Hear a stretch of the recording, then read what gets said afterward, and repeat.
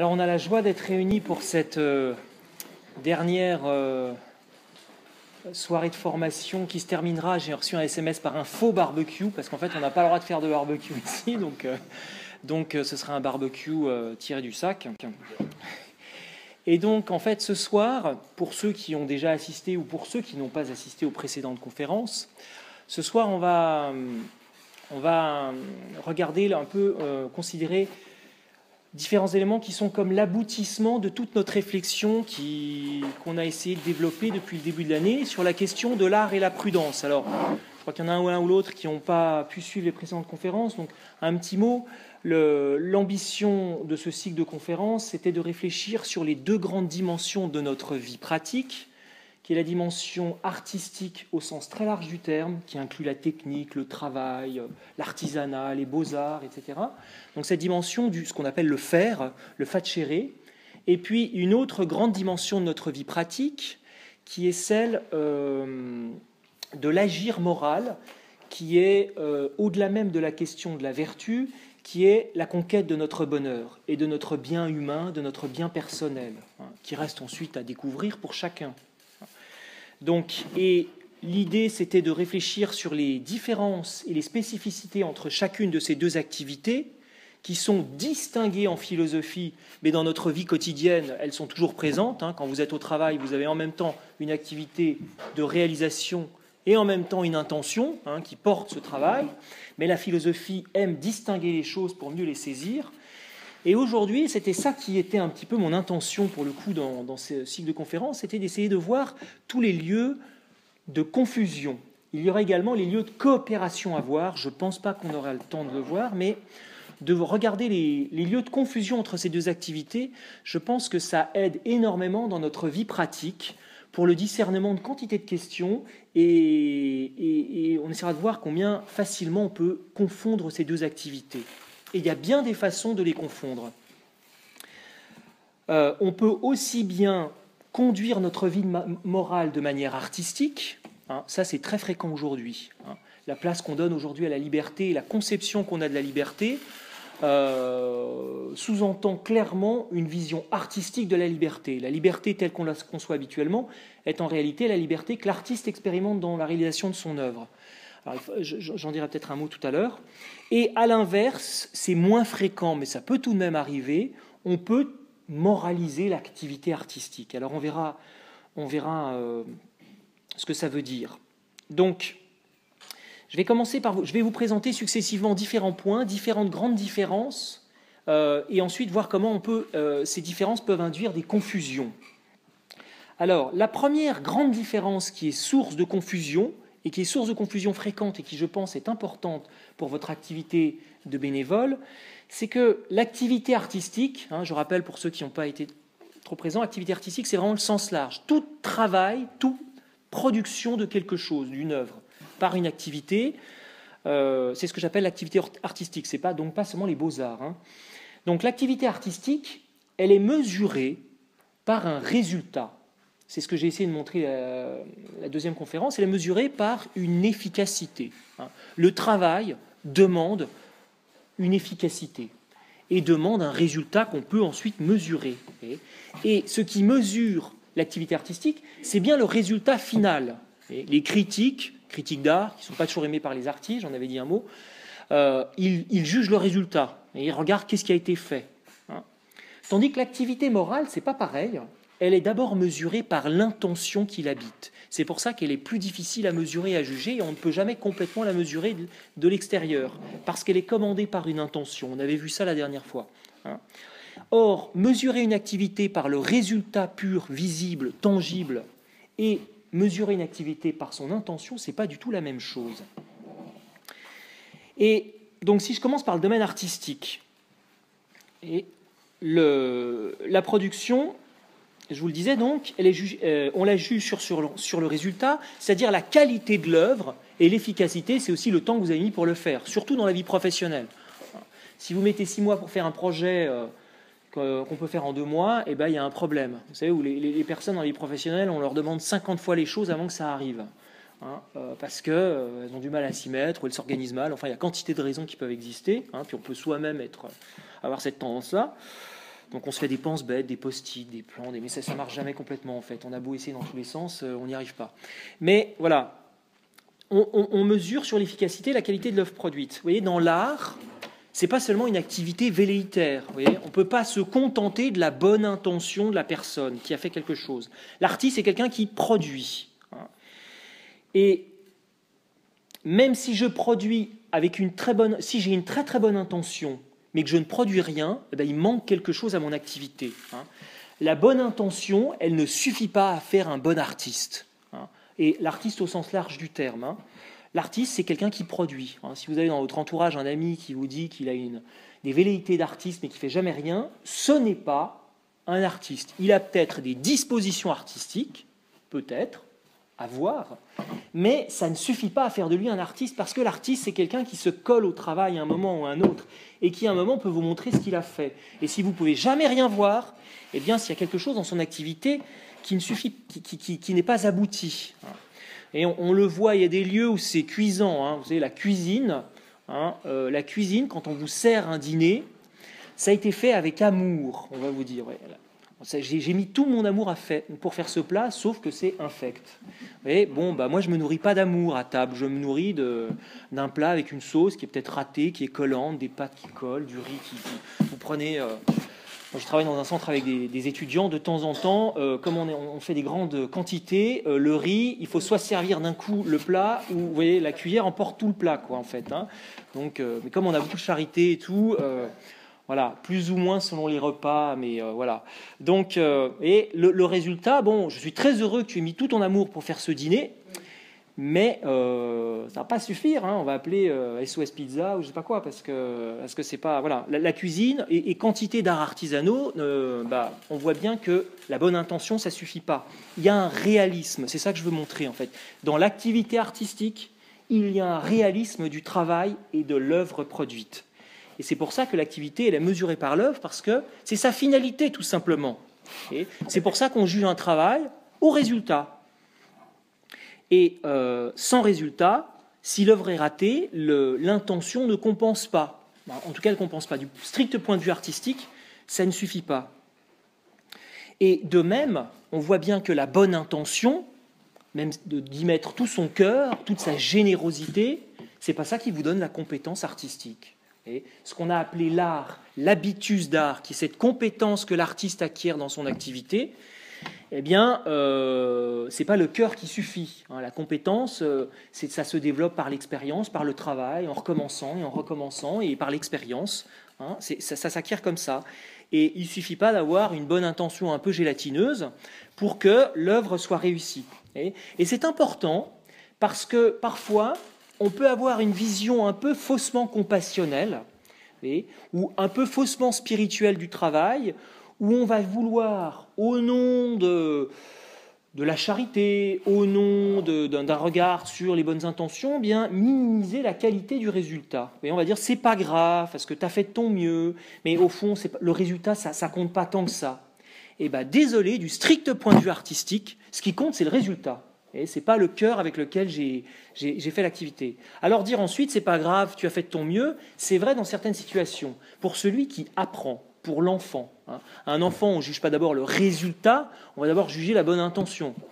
Pour ceux qui doivent faire leurs devoirs à leurs enfants tous les soirs, qui doivent s'y coller chaque soir, déjà, vous regardez, est-ce qu'il y met une bonne intention ? Est-ce qu'il fait des efforts ?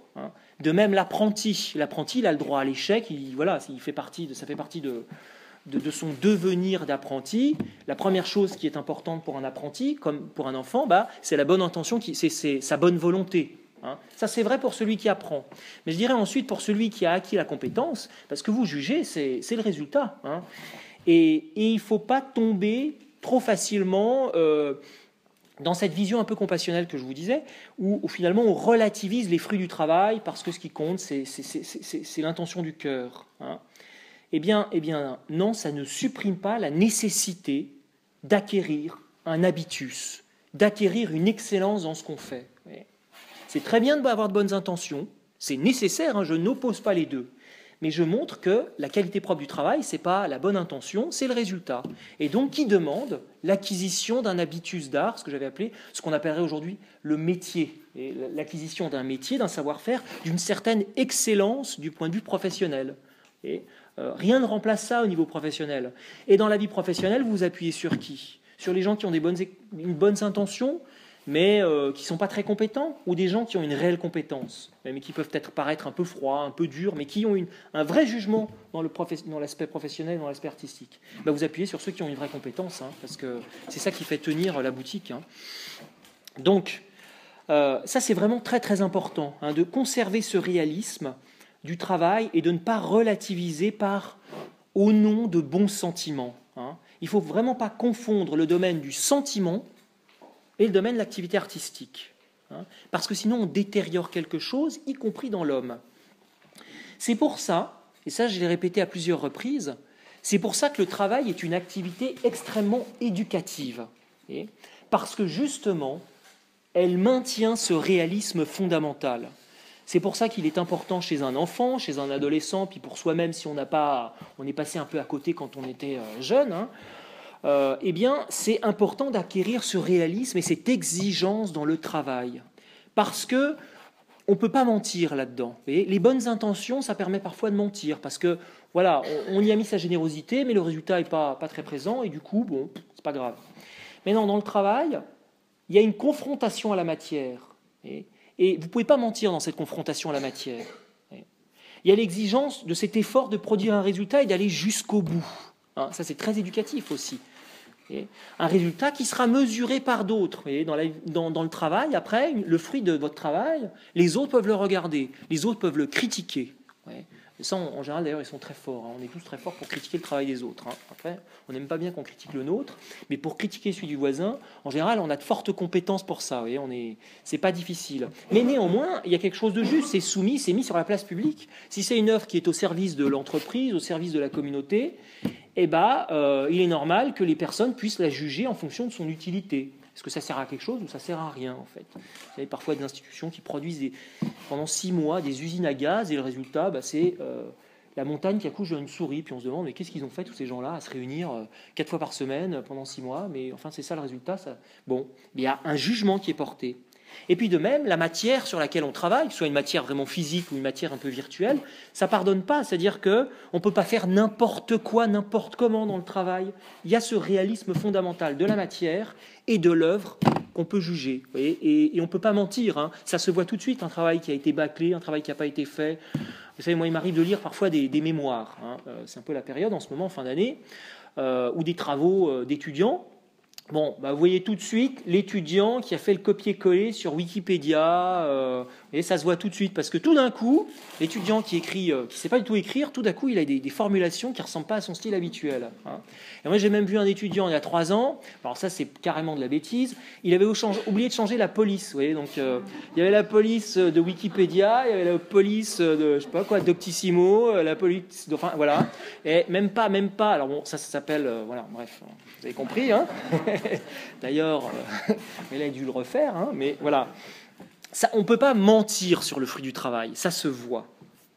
Alors, tandis que l'activité morale, l'activité qui est cette activité volontaire, hein, l'activité morale, c'est une activité où ma volonté est engagée dans la conquête d'un bien personnel, hein, et ultimement engagé dans l'épanouissement qu'on appelle le bonheur, hein, c'est ça qu'on recherche au plus profond de nous-mêmes, qu'on en ait conscience ou pas. Tout homme cherche son bien, tout homme cherche à grandir, et même s'il se fait du mal, même s'il est dans des conduites un peu destructrices, qui peuvent être des conduites pathologiques, derrière il y a toujours quelque chose, un certain plaisir, une certaine jouissance, qu'il cherche d'une manière ou d'une autre. L'homme cherche à s'épanouir son bien. Alors après, il peut bien le chercher ou mal le chercher.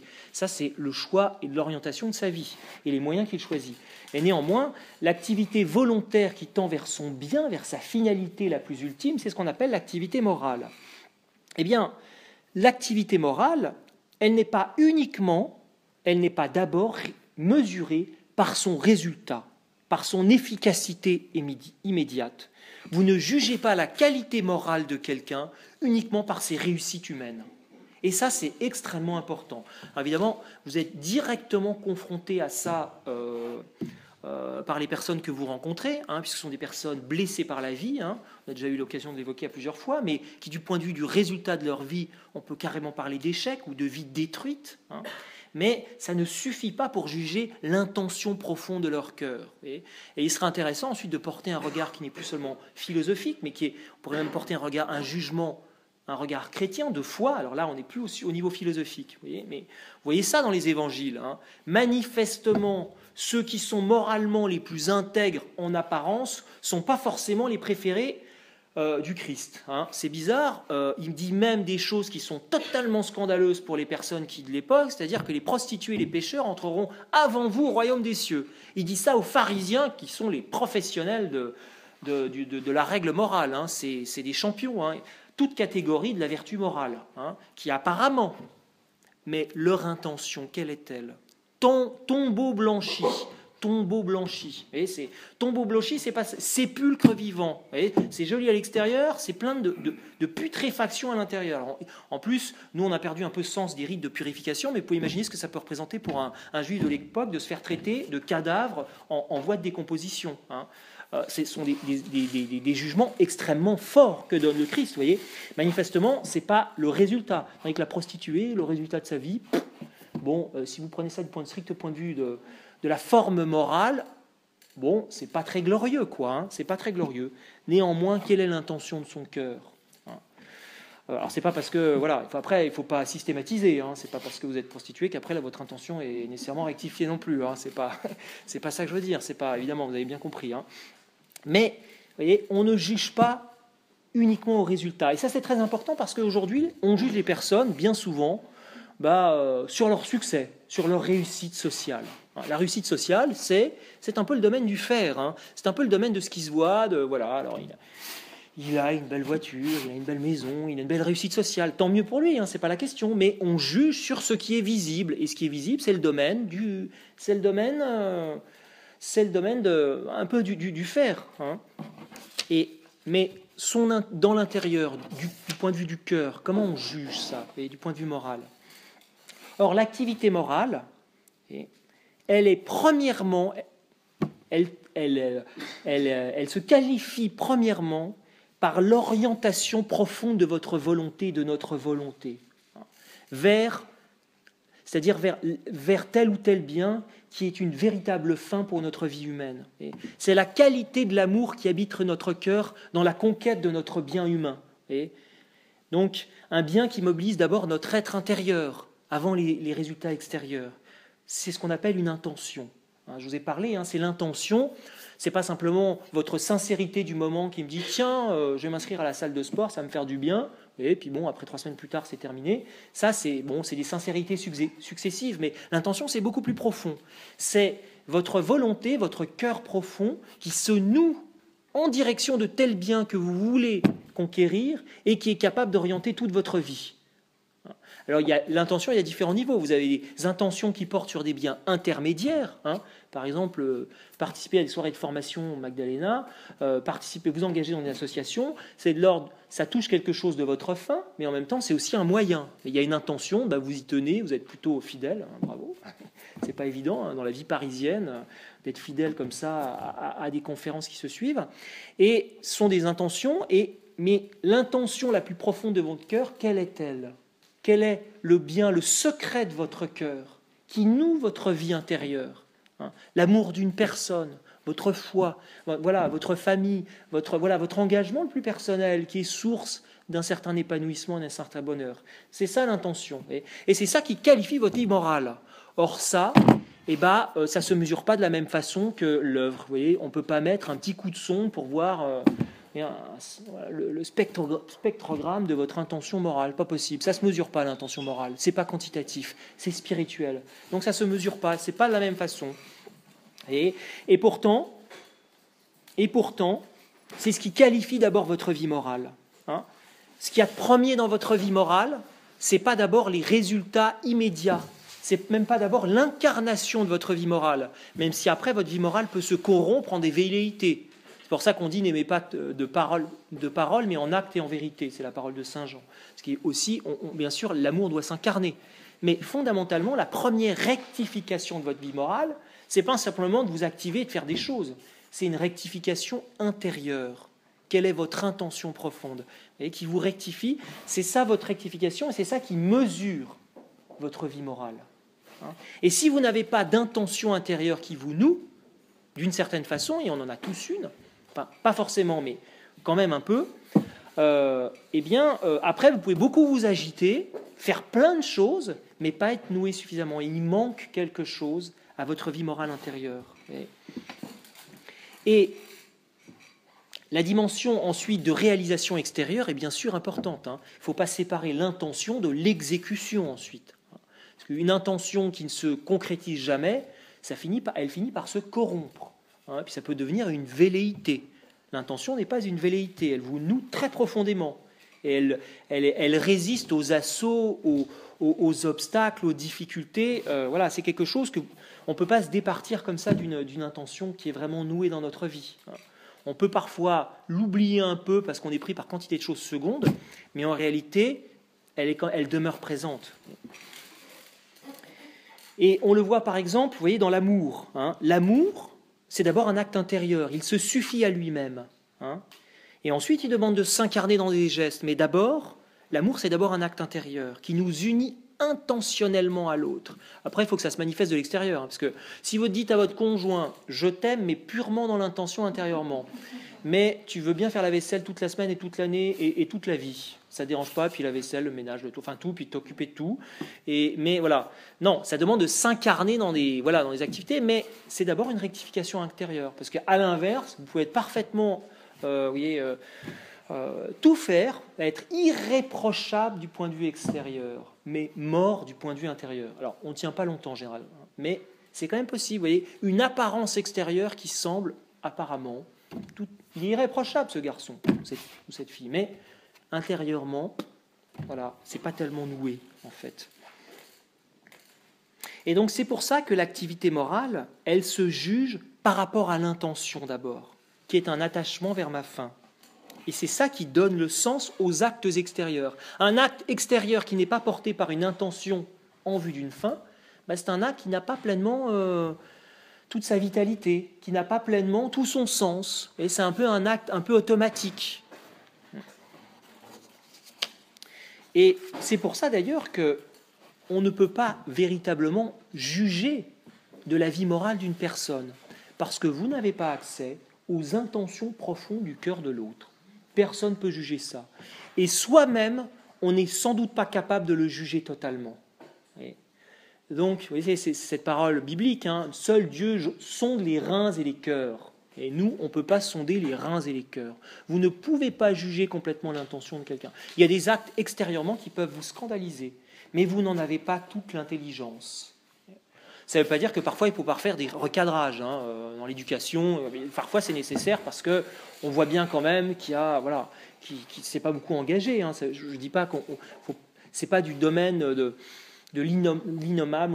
On ne peut rien dire, jamais se prononcer. C'est pas ça. On peut quand même évaluer. Mais l'intention profonde d'une personne derrière un acte, vous ne le savez pas. Et c'est pour ça qu'on peut parfois commettre de graves erreurs dans le jugement sur les personnes parce qu'on les juge tout à fait de l'extérieur. En réalité, la seule personne qui est capable jusqu'à un certain point, c'est l'ami de la personne. Parce que l'ami partage les intentions du cœur de son ami. Et il connaît de l'intérieur son ami. Une véritable amitié, c'est un partage d'intentions. Il y a une intention commune qui est vécue. Et si vous avez des amis que vous connaissez, alors pas le copain ou la copine, enfin les copains, les bons copains, quoi. Les copains, on en a plein, on peut en avoir plein, des copains, des copines, mais vraiment le véritable ami, on n'a pas tant que ça, celui pour qui il y a un secret partagé. Et lui ou elle, on peut connaître les intentions de son cœur. Et parfois, certaines choses qui peuvent scandaliser les autres, eh bien, on pourra au moins se faire le témoin. Mais non, tu le juges de l'extérieur, parce qu'en fait, c'est pas ça qu'il vit, c'est pas ça qu'il fait. Et peut-être qu'il peut même pas le dire, ce qu'il fait, parce qu'il est engagé autrement, mais pourtant, il y a une rectitude dans ce qu'il fait très profonde. Mais nous, comme on est très souvent très grossier, très extérieur, eh bien, on va tout juger très vite, très facilement, quoi. Donc, vous voyez, c'est très important de comprendre ça, hein, ces jugements de l'activité artistique et l'activité morale. Et donc, des critères très différents, c'est ce qui fait dire à Aristote, dans l'Éthique à Nicomaque, qui est la grande œuvre éthique d'Aristote, il a une petite remarque qui est très éclairante, qui va nous aider ensuite pour la suite, c'est qu'il dit, dans le domaine de l'art, l'homme qui se trompe volontairement est préférable à celui qui se trompe involontairement. Et c'est le contraire dans le domaine de la prudence. Qu'est-ce que ça veut dire? Oui, dans le domaine de l'art, l'homme qui se trompe volontairement est préférable que celui qui se trompe involontairement. Tandis que l'homme, dans la prudence, dans la vie morale, celui qui se trompe, qui commet une erreur ou une faute volontairement, eh bien, c'est plus grave qu'involontairement. Pourquoi? Eh bien, parce que, du point de vue de l'art, c'est d'abord la compétence, l'aspect de l'intelligence. Vous voyez, il vaut mieux un artiste qui a parfaitement la compétence, mais qui va un peu diminuer le résultat soit parce qu'il considère qu'on a commis une injustice envers lui. Vous savez, on raconte cette célèbre querelle entre Michel-Ange et le pape Jules II, je crois, Jules II, hein, c'est ça, qui refusait de travailler tant qu'on ne l'avait pas rémunéré et payé à sa juste valeur, à sa juste rétribution. Vous savez, le pape Jules II, je ne sais pas si le pape Jules II était près de ses sous, j'en sais rien, mais enfin, il considérait que c'était un peu secondaire. Michel-Ange a dit non, moi je m'y mettrai quand je serai rémunéré à la juste valeur de mon travail. Et il y a quelque chose de vrai en plus là-dedans. Hein. Mais du coup, ce qui est important pour l'homme artiste, c'est sa compétence. Et par contre, s'il se trompe involontairement, ça trahit quoi? Un manque de compétence, un manque de savoir-faire. Donc il y a quelque chose qui lui manque dans son activité. Tandis que du point de vue moral, hein, c'est d'abord une rectification de ma volonté.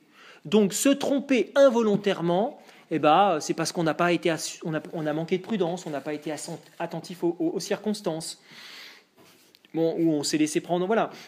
Mais on avait une rectification de la volonté, qui est la première chose importante dans notre vie morale. Hein. Se faire commettre une faute volontaire, c'est beaucoup plus grave qu'une faute involontaire parce qu'on n'a pas été attentif à telle circonstance. Ah bah zut, j'ai pas vu ça. Et après, on présente ses excuses ou voilà, s'il y a besoin. Mais voilà, c'est pas du tout le même ordre. Tandis que dans le domaine artistique, si vous avez une erreur involontaire, ça veut dire il vous manque quelque chose dans votre métier. Or, c'est ça l'essentiel. Vous voyez, donc une appréciation différente de l'activité. Alors, à partir de là, on va pouvoir regarder la première confusion entre l'art et la prudence, entre la vie artistique et la vie morale. J'ai un peu évoqué, mais la première confusion du point de vue artistique, c'est de ramener la vie artistique aux exigences de la vie morale, et du coup, diminuer l'exigence artistique, l'exigence du résultat, au nom de l'intention et de la bonne volonté. Et on pense que vouloir bien faire, la bonne volonté pallie aux défauts de la réalisation du résultat, ce dont je parlais au début. Mais c'est pas vrai ça, hein. C'est ce que je vous disais tout à l'heure. Alors il y a des lieux, moi je trouve c'est assez flagrant, vous voyez, dans tous les objets de piété, vous savez, dans le domaine de l'art religieux, hein, toutes les petits trucs, les petites images, les petites statuettes, les petits machins, vous savez, qui n'ont une valeur artistique proche du néant, parfois, hein, sauf si des reproductions de grands chefs-d'œuvre, mais enfin, vous avez quand même un nombre d'œuvres prétendument artistiques qui sont juste des horreurs absolues, qui sont censées, comme elles ont été faites, alors c'est marqué ensuite, on vous le dit, fait dans la prière. Bon, très bien. Vous voyez ce truc-là, bon, il va falloir que l'Esprit Saint souffle encore un peu, hein, parce que c'est pas gagné, quoi. Hein. Mais fait avec mais bon, parce qu'il y a un manque de compétences, vous voyez, ça va pas remplacer, quoi. Hein, désolé, mais la compétence artistique, elle s'acquiert. Il n'y a pas d'autre moyen d'y couper. Hein. Donc, vous voyez, toutes ces breloques, en fait, bon, je suis un peu dur parce que moi, c'est un petit peu une chose qui m'agace, mais vous voyez, eh bien, non. Même si pour ceux qui peut-être pratiquent l'art des icônes, puisque l'art des icônes, je ne sais pas pour ceux qui connaissent un peu, c'est une art artistique qui est réalisée dans la prière et tout, mais enfin, c'est pas la prière qui va vous faire l'icône. Hein. Non, ça suffira pas. À un moment, il va falloir la peindre, l'icône. Hein. Et si vous savez pas peindre, si vous savez pas dessiner, ça se verra. Hein. Donc après, vous pouvez coller l'étiquette fait dans la prière, mais bon, désolé. Moi, je vois surtout la grosse tache d'encre là au milieu qui voilà. Donc, c'est très important de ne pas diminuer le résultat au nom de cette bonne intention, au nom de la charité, au nom de tout ça, hein, si on voit le point de vue chrétien. Pourquoi ? Parce qu'en fait, en faisant ça, on croit être bon avec l'homme parce qu'on regarde sa bonne volonté, mais en réalité, on diminue quelque chose de la personne humaine. Parce qu'on diminue la grandeur de l'homme artiste. Et on n'a pas le droit de faire ça, même au nom d'une bonne volonté. Parce que la personne humaine, ce n'est pas seulement la bonne volonté, c'est aussi sa compétence artistique. Et ça fait partie de sa personne humaine.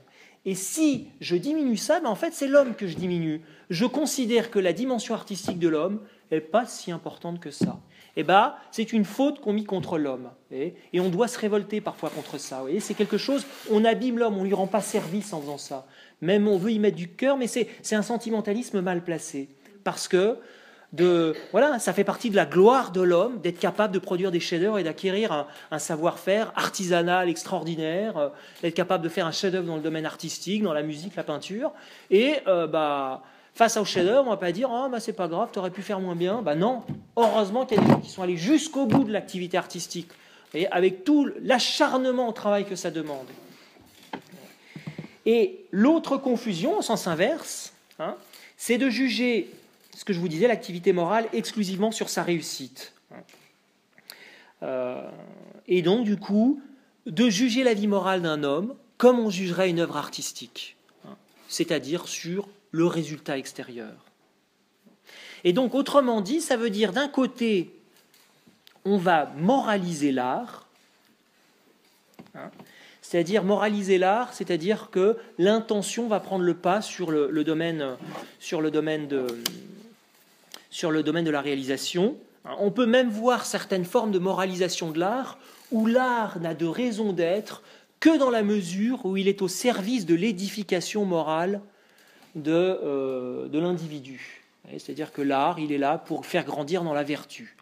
Bien, désolé, la vocation de l'art n'est pas exclusivement de nous faire grandir dans la tempérance, la justice, la vertu de force ou la prudence. Ce n'est pas sa vocation première.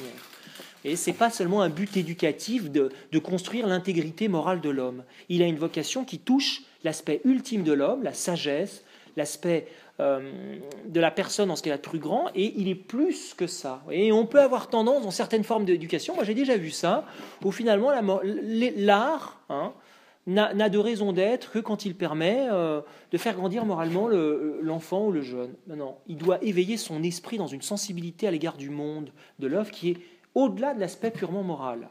Après, la question, ce serait de se poser, est-ce qu'un art qui va vraiment contre la morale, contre des choses fondamentales dans l'homme, est encore un art humain?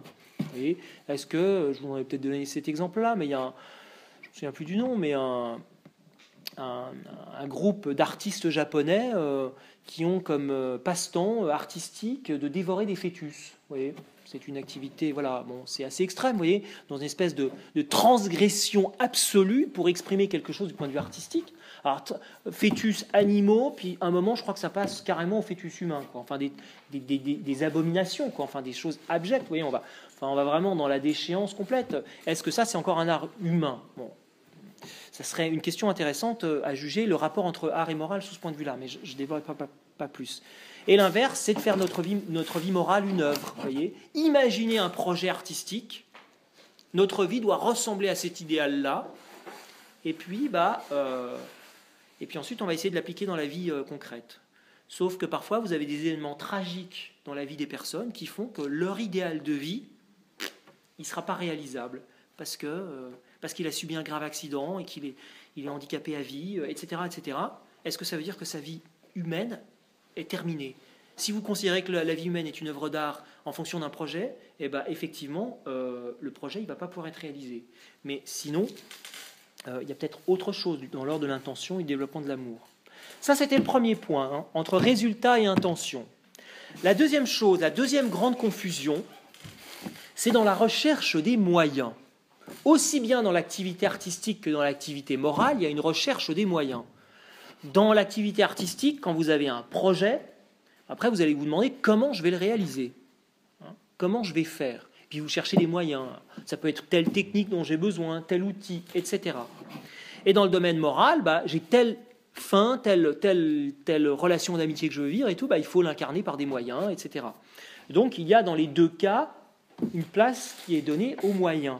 Sauf que la recherche et le cheminement dans les moyens n'est pas du tout le même dans la vie morale, et là il y a beaucoup de confusion. Et en art, c'est une expression qu'utilise saint Thomas, mais qui est une expression assez classique chez les médiévaux, c'est saint Thomas parle des voies déterminées de l'art. C'est-à-dire que dans les chemins à prendre, il y a une nécessité qui s'impose au niveau des moyens. Et, tandis que la prudence, on dira qu'elle procède par voie de conseil et de délibération. Je prends conseil, ouais, je veux conquérir telle finalité, je prends conseil avec auprès de quelqu'un qui a plus d'expérience. J'ai un choix de vie important à faire, je ne sais pas trop. Je demande à quelqu'un qui a plus d'expérience que moi, qui est peut-être déjà passé par là, ou alors dont j'estime qu'il a un vrai regard et jugement de sagesse sur les choses, il a une vraie intelligence, une vraie prudence. On avait parlé de ça là, des dernières fois, de choisir les personnes qui nous conseillent. Et donc, il y a un côté beaucoup moins déterminé du point de vue de la prudence dans le choix des moyens.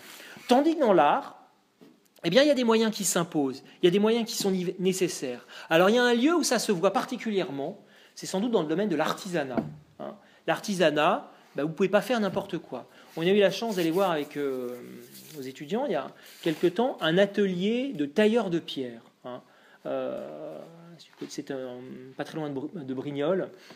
Et je vous recommande, voilà, si vous passez par là-bas, c'est assez extraordinaire à voir, avec un apprentissage du métier, je dirais pas à l'ancienne, parce qu'il y a quand même l'utilisation de machines, mais enfin on leur apprend à faire leurs outils et tout, c'était absolument passionnant. Et les voies déterminées de l'art étaient très visibles. Par exemple, ce que nous disait le formateur, qui avait beaucoup d'expérience, il disait que pour devenir tailleur de pierre, moi, je lui demandais quelles étaient les dispositions pour devenir tailleur de pierre. Est-ce qu'il faut être un colosse pour faire ça ou pas J'ai pas de velléité à devenir tailleur de pierre, mais enfin, ça m'intéressait de connaître les dispositions un peu humaines pour faire ça. Et en fait, il disait pas tellement les dispositions d'habileté manuelle et tout, il disait le sens de l'espace. C'est-à-dire parce qu'il y a une part de géométrie dans la taille de pierre qui n'est pas la même que chez le sculpteur. On commence par faire des plans géométriques, et il disait la condition sine qua non, c'est d'avoir la vision dans l'espace. La vision dans l'espace, et il semblait dire que certaines personnes l'ont, puis d'autres l'ont pas. C'est vraiment très difficile à acquérir. Et ça, c'est la condition. On ne penserait pas forcément à ça, on penserait à quelque chose de beaucoup plus tactile. Et il disait ça. Ensuite, après, il y a même si on n'est pas très habile manuellement, ça peut quand même s'apprendre, il faut beaucoup travailler. Et donc, il y a des voies déterminées. Pour tailler la pierre, vous avez tel instrument. Vous n'allez pas prendre n'importe quel instrument. Vous ne taillez pas la pierre comme vous rabotez du bois. Il y a des voies déterminées qui sont déterminées par quoi ? Par la matière sur laquelle vous travaillez, la matière avec laquelle vous confrontez, et qui impose certains cheminements, vous voyez, qui impose certains matériaux, techniques, etc. On ne peut pas faire n'importe quoi, n'importe comment dans l'artisanat. Mais c'est également vrai dans le domaine plus artistique des beaux-arts. Dans le domaine artistique, dans la mesure où l'artiste, il tâtonne bien souvent, mais quelque chose se noue dans son inspiration, eh bien, il y a une nécessité, c'est-à-dire qu'il va vous dire, moi, je ne sais pas pourquoi je dois aller dans ce sens-là, mais c'est dans ce sens-là que je vois telle réalisation artistique, telle musique, telle composition musicale. Mon inspiration me porte là. Alors après, il faut que je réfléchisse comment la réaliser, il y a des choix à poser, mais je suis porté par une détermination intérieure qui s'impose de manière nécessaire. Si vous lisez les écrits des artistes, il y a beaucoup de choses comme ça. Ce contre quoi, alors, l'art contemporain, certaines formes d'art contemporain, voudraient parfois s'opposer. Elles voudraient être dans l'absolu des possibles et l'indéfini des possibles. C'est-à-dire qu'on peut faire n'importe quoi, n'importe comment. À partir du moment où on l'a décidé, voilà, et ça s'impose. Et donc, du coup, ça devient une œuvre d'art. Et du coup, il n'y a plus ce sens des voies déterminées, l'inspiration qui me conduit avec un chemin de nécessité. Et l'artiste, c'est le paradoxe de l'artiste, notamment dans le domaine vraiment des beaux-arts, c'est qu'en même temps, il a une très grande liberté parce qu'il fait ce qu'il veut. S'il ne répond pas à une commande et s'il n'est pas lié à la nécessité de se nourrir et donc de produire des œuvres pour les vendre, dans son activité propre, il fait ce qu'il veut. C'est lui qui est maître à bord de son œuvre. Mais en même temps, une fois qu'il se lance, il est guidé par des voies déterminées qui sont liées à son inspiration. Alors, il faudrait analyser davantage l'activité artistique, mais il y a quelque chose, un sens de la nécessité intérieure. Tandis que l'homme prudent, la prudence, eh bien, il n'y a pas cette même nécessité dans l'ordre des moyens. C'est pas pareil. Pourquoi ? Parce que l'absolu, il n'est pas dans l'ordre des moyens, il est dans l'ordre de la fin.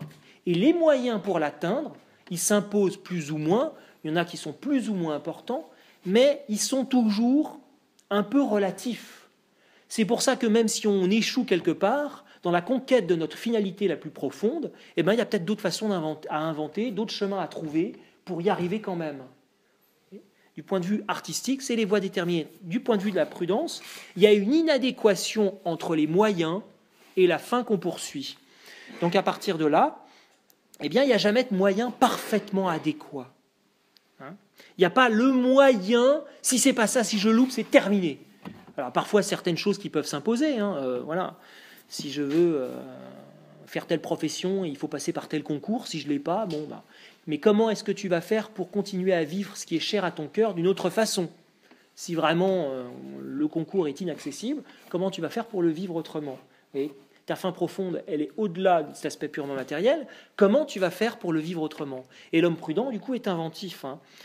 Et c'est pour ça aussi que du point de vue de la prudence, je dirais, dans le choix des moyens, il n'y a pas de moyen parfait, donc il y a presque, je dirais, il faut bien le comprendre, mais une part un peu d'à peu près. C'est-à-dire, on va essayer ça, mais il y a une part de tâtonnement, mais si c'est pas ça, ça aurait quand même pu être autre chose. Alors, après, on estime, on délibère pour voir quel est le moyen qui nous paraît le plus adapté.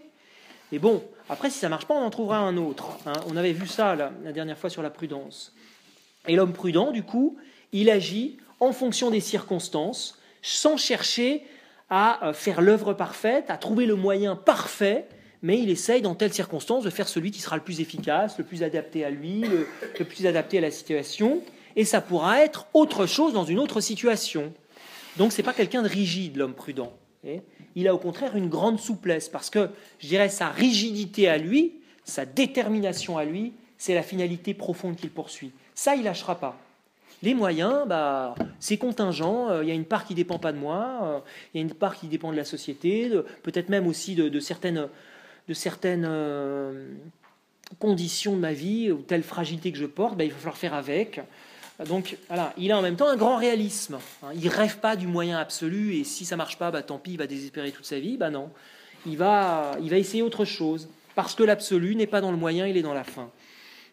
Et donc l'homme prudent, c'est un homme qui sait tirer parti des situations. Et lorsqu'elle se retourne, il essaie de voir comment... il accuse peut-être le coup, mais il est quand même capable de faire autrement. C'est là aussi on voit un homme prudent. L'artiste, lui, c'est très déterminé, il va falloir que ce soit comme ça, et il va y aller jusqu'au bout. Donc, quel est le risque? Eh bien, c'est de confondre cette manière de procéder dans l'art et cette manière de procéder dans la prudence. Du point de vue, si on confond, on ramène l'art à la prudence, et qu'est-ce qui va se passer? Eh bien, on va adopter l'attitude de l'homme prudent dans le domaine artistique, c'est qu'on va relativiser les moyens. C'est-à-dire que les moyens, on va considérer qu'ils ne sont pas si importants, que l'absolu, c'est celui de l'œuvre, c'est du résultat. Et même pour suggérer davantage l'absolu de l'œuvre, on va montrer une certaine indifférence à l'égard des moyens pour sublimer l'œuvre et l'inspiration qu'on porte en soi-même. Le problème, c'est que ça va dégrader l'œuvre. C'est-à-dire que pour réussir à produire un résultat, il faut une certaine perfection dans les moyens. Pour qu'il y ait une perfection dans l'œuvre, il faut qu'il y ait la meilleure exécution possible. On ne peut pas être dans l'à peu près des moyens dans le domaine artistique, parce que ça se sentira dans l'œuvre. L'à peu près des moyens, c'est l'à peu près de l'œuvre. Ça fait une œuvre, un résultat pas complètement abouti, voire médiocre, parce qu'on a relativisé les moyens comme si on était dans le domaine de la prudence.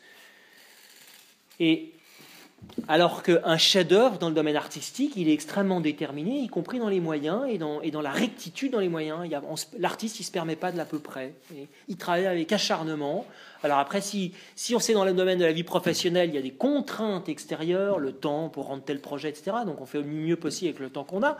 Mais quand c'est quelque chose de plus personnel, qui est moins soumis à des contraintes de temps, d'argent, etc., et qu'on veut vraiment aller jusqu'au bout, on va le refaire une fois, deux fois. Quand vous écrivez un texte, vous les réécrivez jusqu'à ce que vous en soyez content et satisfait. Sinon, il peut y avoir du coup une forme de paresse. C'est-à-dire la relativisation des moyens, c'est un peu une paresse dans l'aspect artistique. Bon, j'avais une bonne idée, mais bon, on va voir à peu près, quoi. C'est du dilettantisme artistique, ça. On ne va pas jusqu'au bout des choses. Et alors, à l'inverse, ce qui est peut-être plus fréquent encore, c'est quand, au contraire, on projette dans la recherche des moyens de la prudence et de notre vie morale des modes artistiques. Alors ça, c'est, je pense, assez fréquent. C'est assez fréquent de procéder de cette manière-là. Et c'est, en fait, en réalité, on tombe dans ce qu'on voyait tout à l'heure, une certaine forme de pharisaïsme. L'absolu est dans la bonne manière de faire. L'absolu est dans le moyen et dans la façon dont on va faire. Et on se rigidifie. On va dire, ça doit être comme ça et pas autrement. Mon fils, tu vas devoir faire ça comme ça et pas autrement. Pas de chance, son fils, il n'est pas du tout comme ça. Vous voyez, dans la famille, ils sont tous sur le même moule, puis il y en a un, c'est pas le même moule. On se demande si c'est bien si les parents sont vraiment les parents. Il est fait autrement. Vous voyez, il est fait pour faire changer les parents, pour les faire un peu bouger dans leur rigidité. Et donc, voilà, si on projette ces voies déterminées, eh bien, on n'a plus de souplesse dans la vie morale. Et du coup, l'aspect formel prend toute la place. Il devient pratiquement plus important que la finalité profonde. Et c'est la question de la lettre et de l'esprit, dit autrement. C'est la lettre et l'esprit. L'esprit, qu'est-ce qui est plus important? La lettre, c'est-à-dire faire conformément, bien suivre la loi, bien suivre la méthode, etc. Ou c'est l'esprit qui l'anime, qui compte? Et on sait bien qu'il est plus facile d'appliquer juste la lettre que de porter en soi et de conserver vivant un esprit. Parce qu'avec les méthodes, vous pouvez à peu près respecter la lettre. Mais l'esprit, c'est la vie, c'est le cœur, c'est l'âme humaine. C'est pas pareil, c'est pas pareil. Et notre monde technique nous pousse à quitter l'esprit pour aller vers la lettre, c'est-à-dire vraiment l'aspect formel des choses. Et donc, quand on tombe dans ce travers-là, eh bien, finalement, l'exécution des moyens compte plus que la finalité, mon intention profonde. Et l'intention finit par disparaître et au profit de ce qui est plus visible. Parce que les moyens, c'est visible. L'intention, c'est caché. C'est au fond de votre cœur, votre intention. Et personne ne peut la juger. Les moyens, ça va se voir parce qu'il y a une incarnation matérielle. C'est plus maîtrisable. Et la technique peut rentrer en jeu. Puis on peut mesurer certaines choses. Donc, on est plus mettre à bord. Donc, parfois, si on est des personnes à un tempérament qui aiment maîtriser, le domaine des moyens, on aime bien parce qu'on le maîtrise. L'intention, c'est votre âme humaine, et c'est pas du domaine de la maîtrise, c'est autre chose.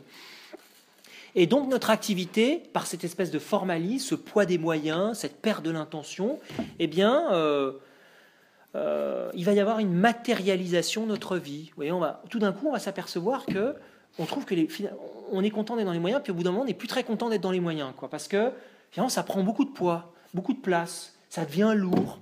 Puis on se dit bien, mais il y a quelque chose qui n'est pas rectifié dans mon activité. C'est-à-dire que je suis envahi par l'aspect des moyens, puis je suis en train de perdre mon âme. Vous pouvez avoir ça si vous avez cette expérience-là, peut-être dans votre activité professionnelle, si vous avez été confronté à des situations un peu limites, vous êtes débordé, puis à un moment vous dites, mais qu'est-ce que je vis? Mon intention profonde de mon cœur, je suis en train de perdre quelque chose, là ça va pas, il y a quelque chose qui doit être rectifié, parce que on est submergé par l'empire des moyens, et on est en train de se perdre soi-même. Donc, et dit autrement, parce qu'on peut le comprendre de plusieurs manières, ce formalisme, ces voies déterminées, ça va être l'absolu qui est donné à la loi.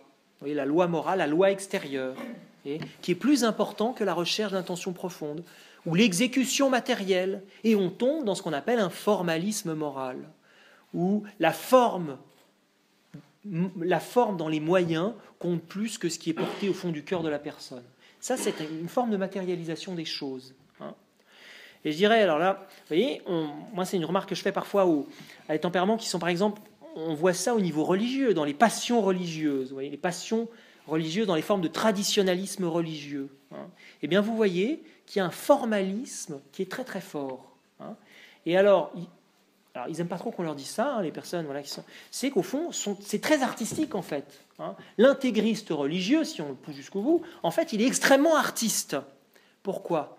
Parce que l'aspect formel prend une place énorme, prend une place quasiment totale. Alors, dans une bonne intention au service d'une fin, mais en réalité, l'aspect formel prend toute la place.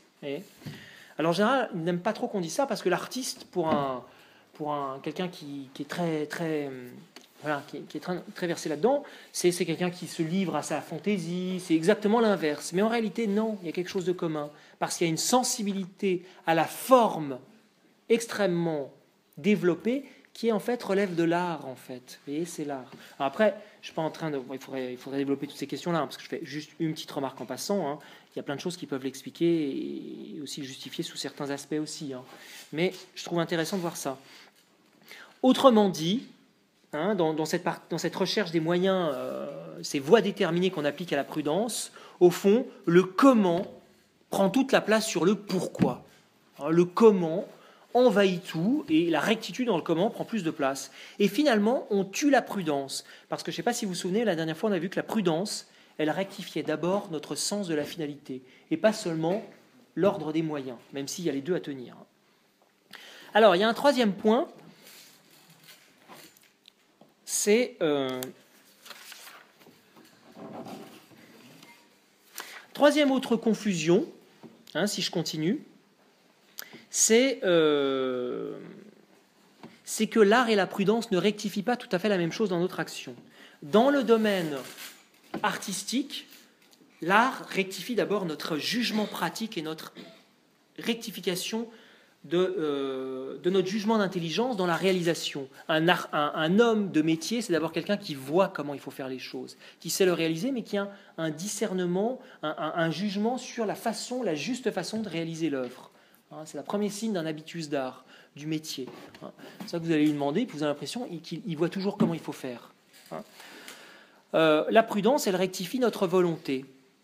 Elle rectifie notre volonté pour que notre volonté ne parte pas dans tous les sens. Et si on confond les deux, eh bien, l'artiste peut chercher à rectifier d'abord l'exécution et sa volonté. Et du coup, chercher à rectifier l'effort dans son travail. Vous voyez ? Mais l'effort, bien sûr qu'il y a un effort à fournir dans le domaine du travail, mais ce n'est pas premier. Et il peut y avoir une forme de volontarisme un peu besogneux. Et je vais m'y remettre 50 fois, mais mon intelligence n'est pas assez éclairée. Et donc, mais je vais y aller de manière très volontariste, mais en réalité, je manque un peu d'intelligence artistique. Et ça se voit plus dans l'autre sens, quand dans la prudence, elle est là pour rectifier notre volonté, hein, qui commande nos actes. Hein.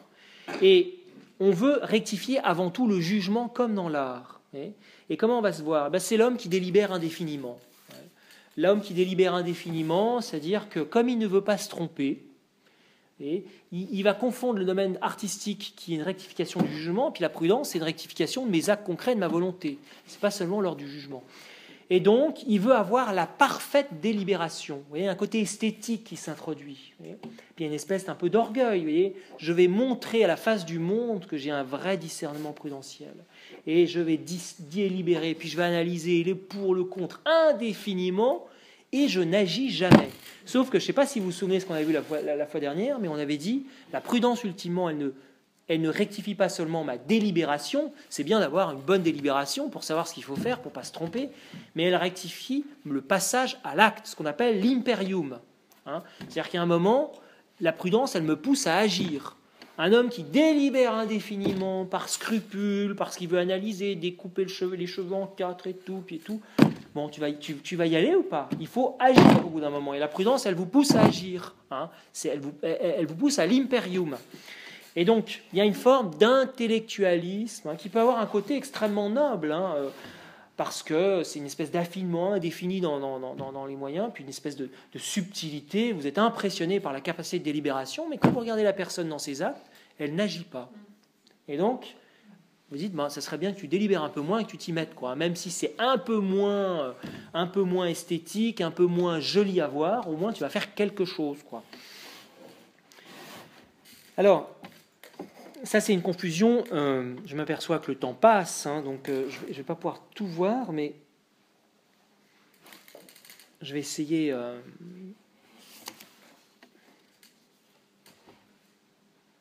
Il y a un autre point qui me paraît intéressant, je vais le développer très, très brièvement, mais c'est finalement, je l'ai déjà évoqué un peu tout à l'heure, mais c'est d'opposer l'absolu de votre fin humaine à la relativité de l'activité artistique.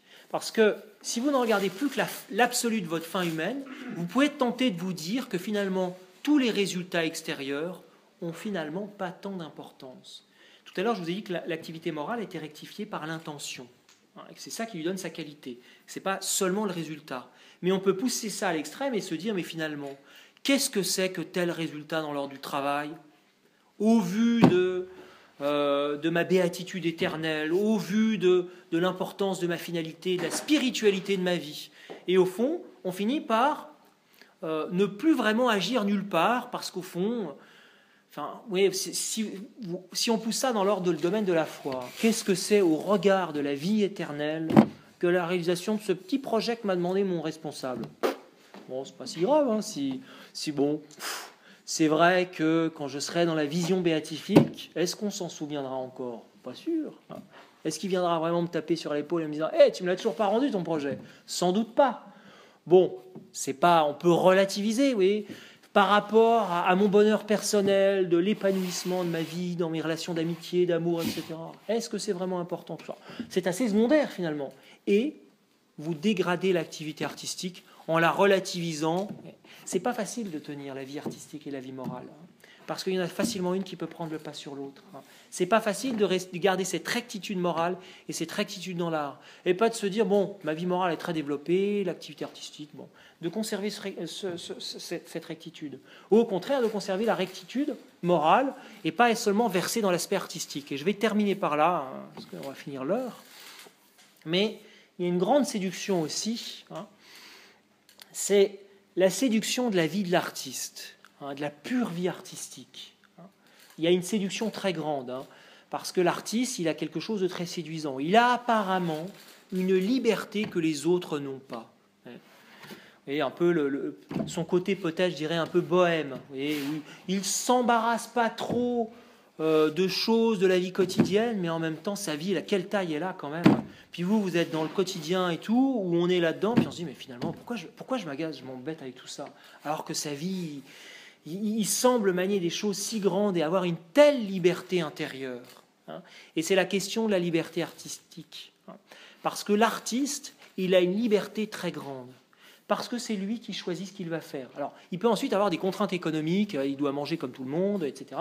Mais si vous prenez simplement son activité, il va faire ce qu'il a envie de faire, il va faire ce qu'il a envie de faire. Et si tel projet artistique ne l'intéresse pas, il passe son chemin, il ne le fait pas, ça ne l'intéresse pas.